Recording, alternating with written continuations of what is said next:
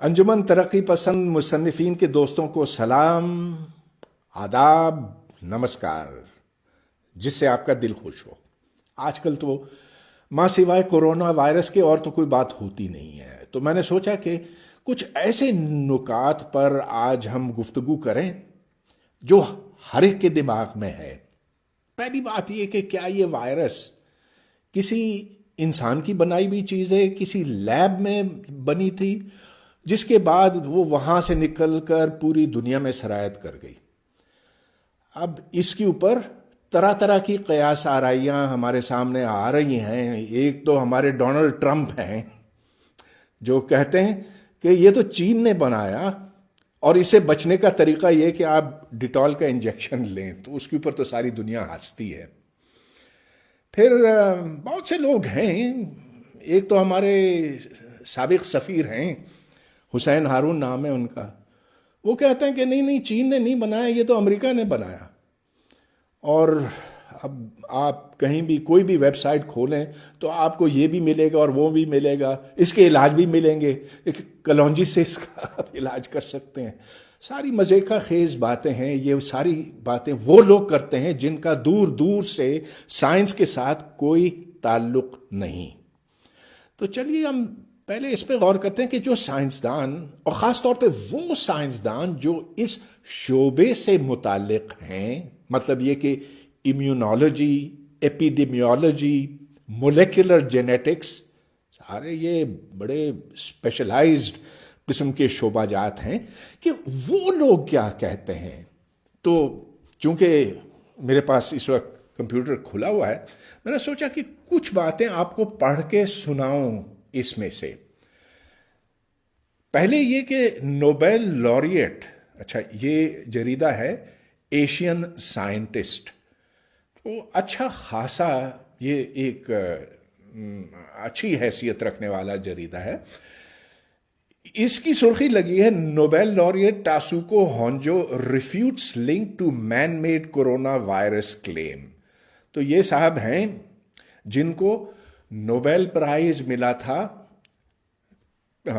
2 سال پہلے، اور وہ نوبیل پرائز ملا تھا مولیکولر جینیٹکس کے لیے۔ تو انہوں نے ایک خاص ایسا سالمہ دریافت کیا تھا اور اس کی ساخت معلوم کی تھی جو بیماری کے پھیلاؤ میں بہت زیادہ ایکٹیو ہے۔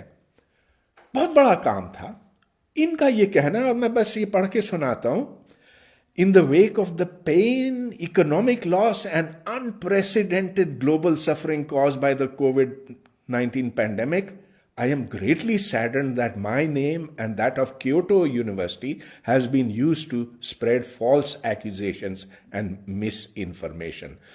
تو وہ کہتے ہیں کہ یہ لوگ جو میرے اوپر انگلی اٹھاتے ہیں اور کہتے ہیں کہ اس کی لیب سے یہ نکلا اور غلط باتیں ان سے منسوب کرتے ہیں کہ یہ ساری کی ساری غلط ہیں، اور کہ یہ واضح طور پر وہ یہ کہتے ہیں کہ there is no link that the virus was man-made or invented in a laboratory۔ دیکھیے یہ صرف ایک شخص کا کہنا نہیں ہے، جو سارے اس وقت دنیا کے معتبر سائنسدان ہیں اور وہ جو اس شعبے میں کام کرتے ہیں، وہ کہتے ہیں کہ یہ غلط ہے، بکواس ہے۔ اب آخر وہ لوگ جو دوسری طرح کی باتیں کرتے وہ ایسے کیوں کرتے؟ کیا وہ سستی شہرت کی تلاش میں ہیں؟ کیا ان کا کوئی سیاسی ایجنڈا ہے؟ کیا وہ بس صرف کچھ لوگوں کو شوق ہوتا نا کہ وہ بس الٹی سیدھی ہانکتے ہیں، کیا وہ اس شوق میں کر رہے ہیں؟ جہاں جہاں آپ دیکھیں، جہاں جہاں وہ لوگ ہیں جو اس مضمون کو جانتے ہیں، وہ کہتے ہیں کہ یہ غلط ہے۔ اچھا تو چلیے اب ہم اس بات کی طرف آتے ہیں کہ آخر یہ وائرسز بنتے کیسے ہیں۔ اب وائرس ایک ایسی چیز ہے، ایک دراصل یہ زندہ خلیہ نہیں ہے۔ خلیے کے اندر، جس کو انگریزی میں سیل کہتے ہیں، سیل کے اندر ایک نیوکلیس، ایک مرکز ہوتا ہے جو کہ وائرس میں نہیں ہوتا. اس خلیے کے اندر ایک ڈی این اے کا سالمہ ہوتا. ڈی این اے ایک بہت لمبا سالمہ، اس کو اگر آپ دھاگے کی طرح ہوتا، وہ اگر آپ کھولتے چلے جائیں تو وہ کئی، میرا خیال ہے کئی فٹ، کیا یہاں سے آدھا میل دور تک آپ اس کو کھینچ سکتے ہیں، لیکن بہت بہت باریک ہے. اور اس کے درمیان یہ ایک ڈبل ہیلکس کہلاتا ہے. اس ڈی این اے کے اندر تمام وہ معلومات موجود ہوتی ہیں جو اس خلیے کے لیے اشد ضروری ہے، اور جس سے اس کی نسل آگے بڑھتی ہے. تو مثال کے طور پہ آپ کا اور میرا قد اگر اتنا ہے تو وہ ہمارے ڈی این اے نے طے کیا. اگر بالوں کا رنگ کالا ہے، بھورا ہے، جو بھی رنگ ہے، وہ ڈی این اے نے طے کیا. تو وہ تمام جینیٹک معلومات اس ڈی این اے کے اندر موجود ہوتی ہے، اور اگر کسی وجہ سے اس میں فرق آ جائے تو کاپنگ میں اکثر کچھ فرق آ سکتا ہے.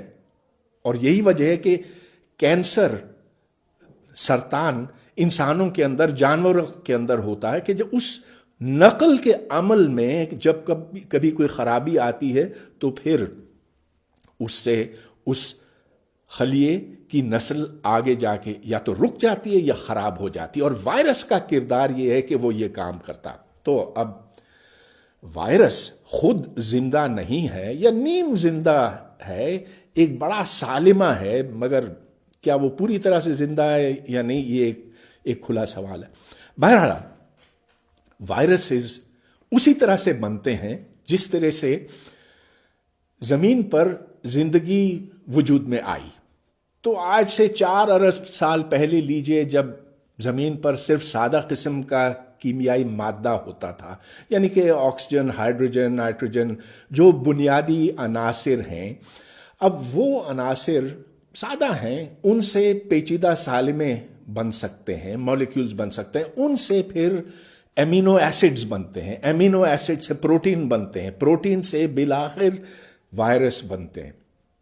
وائرس اور دوسرے جاندار، ہم بھی اسی سلسلے کی ایک کڑی ہے، اور جو سب سے اوپر پہنچی ہوئی ہے، سب سے ڈیولپڈ جاندار ہم ہیں، انسان ہیں. لیکن جیسا کہ ڈارون نے واضح کیا تھا کہ ہر وقت نئے قسم کے جاندار پیدا ہوتے ہیں، ان میں سے کچھ بچ جاتے ہیں اور اکثر و بیشتر مر جاتے ہیں، کیونکہ وہ ماحول کے مطابق پھر نہیں چل سکتے، ان کو ایک مخصوص ماحول چاہیے ہوتا.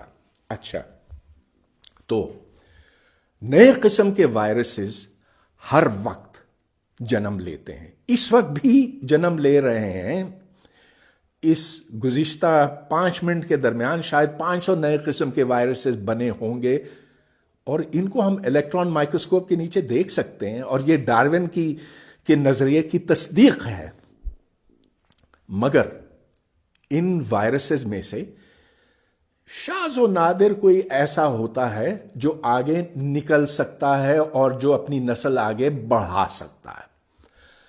اب کبھی کبھی ایسا کوئی وائرس بن جاتا ہے، اور یہ محض ایک اتفاق ہے، کبھی 100 سال میں ایک دفعہ ہوتا ہے، کبھی 500 سال میں ایک دفعہ ایسے ہوتا ہے، جو پھر بیماری اور وبا کا سبب بنتا ہے، اور اس سے پھر بہت بڑے پیمانے پر تباہی آئی ہے. ایک وہ وقت تھا جب یورپ کی آبادی کا 25% حصہ اس وبا میں ختم ہو گیا تھا. اب کورونا کے ساتھ ایسا تو نہیں ہوگا، مگر یہ یاد رکھیے کہ وائرس بنتے ہیں، ان میں سے کبھی کبھی کچھ ایسے ہوتے ہیں جو آگے بڑھ جاتے ہیں، اور اتنا بڑھ جاتے ہیں کہ وہ خلیوں پر حملہ آور ہوتے ہیں، ان خلیوں کو خراب کرتے ہیں، اور پھر جیسا کہ اس کورونا میں ہے، کووڈ 19 میں ہے، پھر انسان ایک اس تکلیف میں مبتلا ہو جاتا ہے، سانس نہیں لے پاتا ہے وغیرہ وغیرہ، اور پھر اس سے تباہی کا سبب یہ بنتا۔ اب یہ کووڈ-19 یا کورونا وائرس آیا کہاں سے، اس کے اوپر تحقیق ہو رہی ہے، سائنسدان کر رہے ہیں۔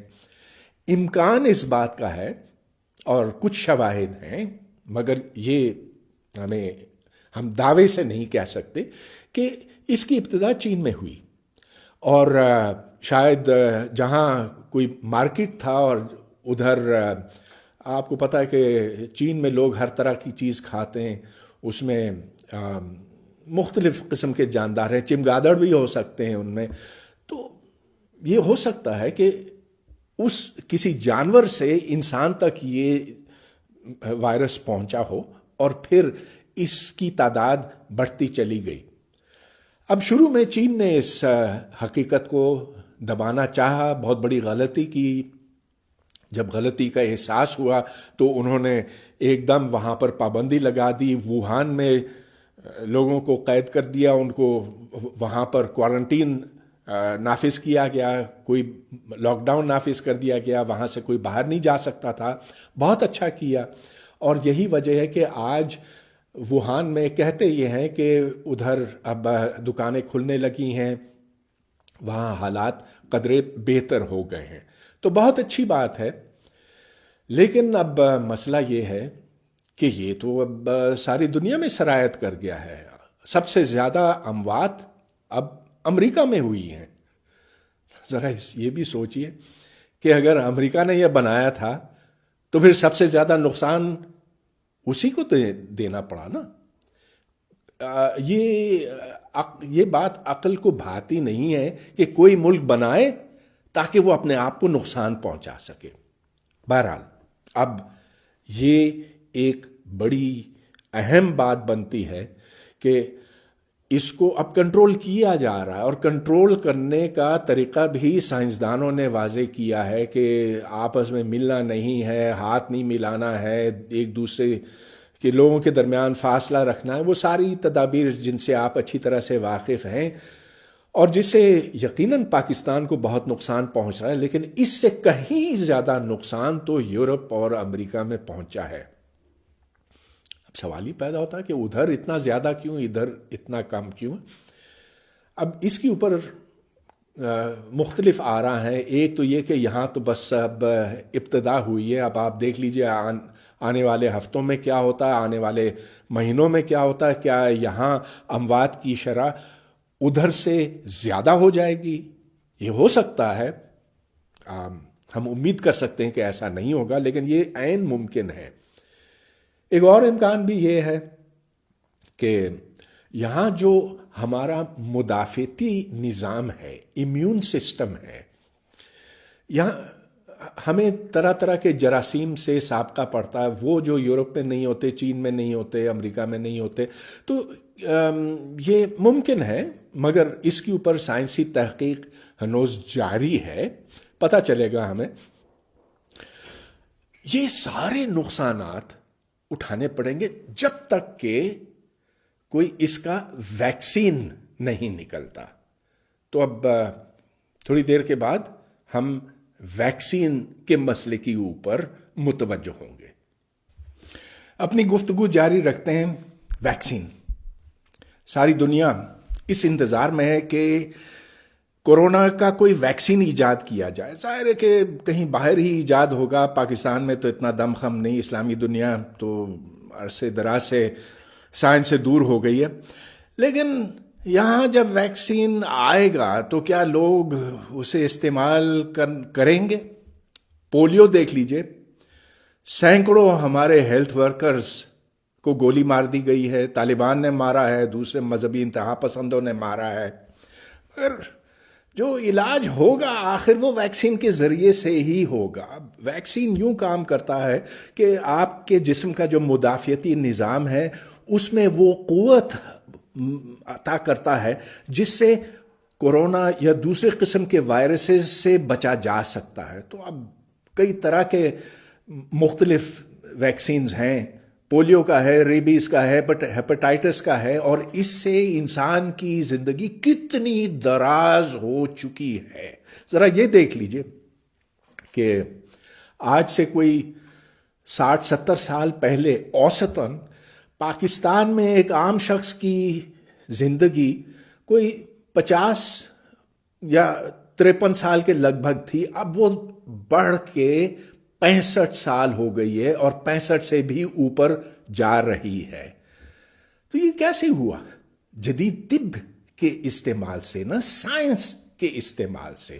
مگر آپ کو ہر طرف ایسے لوگ بھی ملیں گے جو کہیں گے نہیں نہیں نہیں، یہ تو وہ گوروں کی ایجاد ہے، یہ تو ہمارے مذہب کے خلاف ہے. ہمارا مذہب تو یہ کہتا ہے کہ اجوا کھجور سے ہر مسئلے کا حل ہوتا ہوگا ضرور.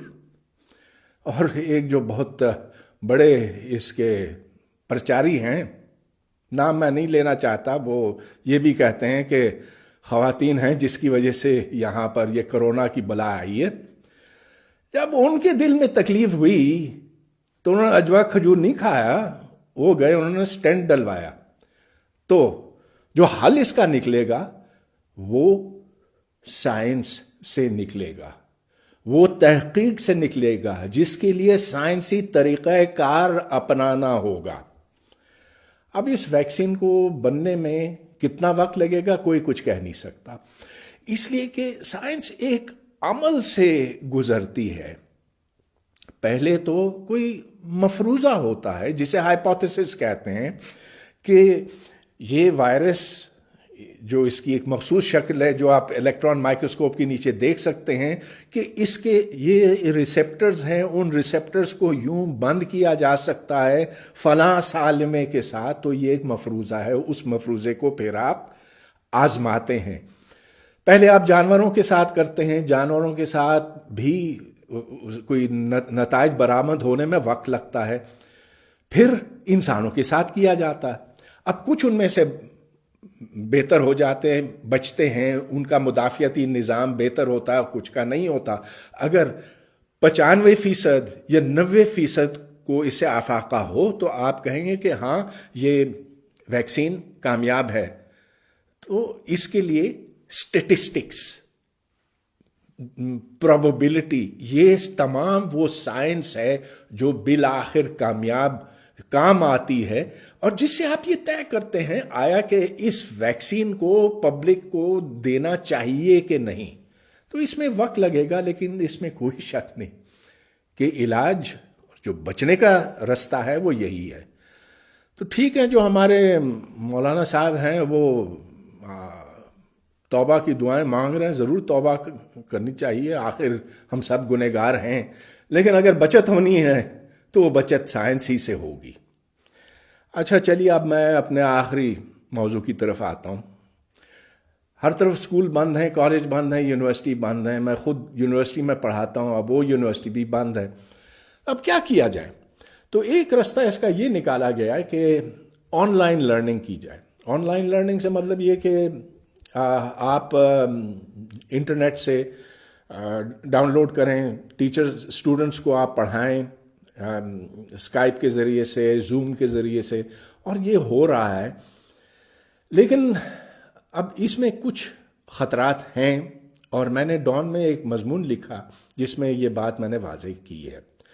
تو سب سے پہلے یہ جاننے کی ضرورت ہے کہ ہمارا جو تعلیمی نظام پہلے سے تھا، میرا مطلب یہ کرونا کے پہلے سے، وہ انتہائی گرا ہوا ہے معیار کے اعتبار سے، اتنا کہ شاید یہ دنیا کے پست ترین بدترین نظاموں میں شمار ہوتا ہوگا. یہاں صرف رٹا چلتا ہے، اصل کوئی لکھنا پڑھنا سیکھنا نہیں ہوتا. اب آ گیا کرونا، تو اب وہ اساتذہ جنہیں پڑھنے لکھنے سے کوئی شوق ہی نہیں، کوئی دلچسپی نہیں، لیکن جن کو صرف تنخواہیں لینی ہیں، وہ تو بہت خوش ہیں، کیونکہ گھر بیٹھ کر وہ بس تھوڑا بہت کام کر کے پوری تنخواہ لے سکتے ہیں. تو میں نے مضمون لکھا کہ وہ یونیورسٹی کے اساتذہ جو پڑھاتے ہیں یونیورسٹی کے اندر، اور جن کو اب یہ آن لائن لرننگ کا ذمہ سونپ دیا گیا ہے، ایسا نہ ہو کہ جو وہ پڑھائیں وہ بس چھپا ہوا رہے. پہلے تو یہ ہوتا تھا نا کہ آپ کو کچھ پتا نہیں کہ کلاس کے اندر وہ کیا پڑھاتے ہیں. تو مثال کے طور پر میں نے ریاضی کے اور فزکس کے ایسے ٹیچرز دیکھے ہیں، اور کیونکہ 40-45 سال سے میں پڑھا رہا ہوں، جنہیں اپنے مضمون سے نہ شوق ہے، نہ دلچسپی ہے، نہ کوئی تجسس ہے، نہ کوئی علم ہے. اور اسی وجہ سے جو حالات پیدا ہوئے ہمارے تعلیمی نظام میں وہ سب کے سامنے ہیں. تو میری تجویز یہ ہے کہ یہ انٹرنیٹ کا زمانہ ہے، کیمرہ کا زمانہ ہے. جو وہ پڑھاتے ہیں وہ اس یونیورسٹی کے ایک مخصوص ذخیرے میں ڈالا جائے، ریپوزیٹری کہیں اسے، اور ہائر ایجوکیشن کمیشن HEC کی ذمہ داری یہ بنے کہ وہ اس ذخیرے کی دیکھ بھال کرے اور اس کا سرور اسلام آباد میں یا کہیں مرکزی جگہ پر رکھا جائے جہاں آپ اور میں جا کر دیکھ سکیں. تو اگر کوئی ٹیچر، نام ہو سکتا ہے کہ اس کا پرویز ہد بھائی ہو، وہ دعویٰ کرتا ہے کہ میں پڑھاتا ہوں، اچھا پڑھاتا ہوں، تو اس کی فائل وہاں پر موجود ہو. اس فائل پہ آپ جا کے کلک کریں اور آپ کو پتہ چلے گا کہ اس ہفتے میں اس نے یہ پڑھایا اور یہ سوالات تھے اور یہ ویڈیو ہے اور یہ ٹیچنگ مواد ہے وغیرہ. میرا مطلب یہ مکمل شفافیت. اگر شفافیت نہ ہوئی تو جو خرابیاں ہمارے تعلیمی نظام کے اندر پہلے سے موجود تھیں وہ سرایت کرتی چلی جائیں گی. ہم ڈگریاں پھر لوگوں کو دیتے چلے جائیں گے اور وہ ڈگریاں بالکل بے معنی ہوں گی. اب بھی تو کوئی خاص معنی نہیں رکھتی، لیکن پھر تو it will be total nonsense. تو اب یہ پچھلے دنوں میرا خیال ہے سنیچر کے 3 روز پہلے کی بات ہے، چیئرمین HEC کے ساتھ GTN TV پر میری گفتگو ہوئی اور 1 گھنٹے تک ہوئی، اور وہ اس پہ اتفاق کرتے ہیں کہ ہاں شفافیت بہت ضروری ہے، کہ ہونا چاہیے. بہت اچھی بات ہے. ماضی میں ایک اور چیئرمین بھی تھے ڈاکٹر مختار احمد، ان سے بھی میری یہ التجا تھی کہ HEC کو ایک مرکزی جگہ بنائی جائے جہاں پر تمام ٹیچرز کے لیکچرز اکٹھے کیے جائیں، وہاں ان کا ایک ذخیرہ بنایا جائے اور آپ اور میں اور جو بھی مفت وہاں جا کر کلک کر کے دیکھ سکے کہ وہ شخص کیا پڑھاتا ہے، اس کی کیا تحقیق ہے، اس نے کیا کچھ لکھا ہے. تو یہ سب کچھ پتہ چل جائے، دودھ کا دودھ اور پانی کا پانی ہو جائے. آخر وہ پروفیسر جو 3 لاکھ 4 لاکھ 5 لاکھ روپیہ لیتے ہیں، کیا قوم ان سے یہ نہیں تقاضا کر سکتی ہے کہ بھائی بتاؤ تم نے سیکھا کیا ہے، پڑھایا کیا ہے، تحقیق کیا کی ہے؟ شفافیت، میرا اصرار ہے شفافیت پہ. اب ظاہر ہے کہ اس کی مخالفت ہوگی. کیوں نہیں ہوگی؟ کیونکہ بہت سے ایسے ہیں جو سفارشی ہیں، جو غلط طریقے سے اسسٹنٹ پروفیسر بن گئے، پھر ایسوسیٹ بنے، پھر فل پروفیسر بنے، اور پھر اس کے بعد میریٹوریس پروفیسر اور ڈسٹنگوش پروفیسر اور خدا جانے کہاں کہاں کے پروفیسر. اب جبکہ آپ کے پاس یہ ٹیکنالوجی موجود ہے، کیوں نہ استعمال کیا جائے؟ تو اب دیکھتے ہیں. بنوری صاحب بہت اچھے آدمی ہیں، اچھے، بڑے معقول لگ رہے تھے. کیا ان میں اتنا دمخم ہوگا؟ کیا وہ پروفیسروں کی ناراضگی مول سکیں گے؟ وقت بتائے گا. بہرحال بہت اچھی گفتگو ہوئی، یک طرفہ ہوئی ہے اب تک. امید ہے کہ اب آپ سے روبرو سوال جواب کی نشست میں روبرو بات ہوگی. بہت سے سوال ہوں گے، ہو سکتا ہے کہ آپ میری کچھ باتوں سے اتفاق نہ کرتے ہوں، لیکن اسی طرح سے بات آگے چلتی ہے نا، کہ جب خیالات مختلف ہوں لیکن گفتگو جاری رہنی چاہیے. تو چلیے آگے نکلتے ہیں ہم.